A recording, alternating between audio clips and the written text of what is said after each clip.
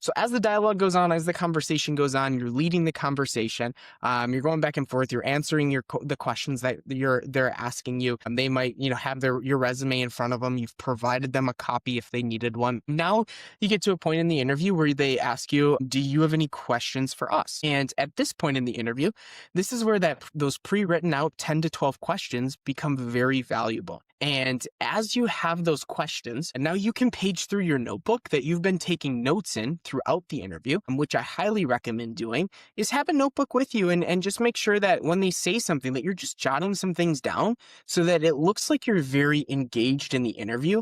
Most people show up to an interview with absolutely nothing. You do not want to do that. You want to show up with a notebook with your questions and a notebook to take notes in throughout the interview. So you don't need to be sitting there writing the minutes or being a scribe for the conversation, but just take some notes down on things that they say. Make comments so that you can come back and ask a question off of something that you guys had a conversation on earlier in the interview. So when you're at the question phase, you can now page through your 9-10 questions and you can actually talk through. I typically recommend asking about 3 to 5 good questions. I recommend always having more questions prepared than you're planning to ask, for several reasons.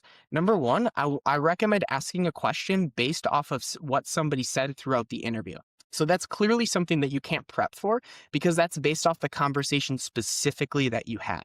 So one of your questions is actually going to be, at least one of your questions will arise from the interview itself. Second reason is a lot of your questions actually might get answered throughout the interview by them just saying certain things. So if you have a bunch of questions written out or only 2 questions written out and both of them are answered, now you're scrambling and you feel a little frantic. So by having 9, 10, 11, 12 good questions written out, you can now page through and ask your top 3 or 4. And by giving extra space, you can now write out answers. I recommend writing out a little more diligently when you ask the question and they're giving you the answer, just because it's something you specifically are asking of them. So be sure to take good notes when they are answering your question. And that will go a really long way just in them looking and seeing that you're very diligent and very in tune with the interview. And then the other mindset behind that is by not asking all of your questions, it actually looks like you're very over prepared.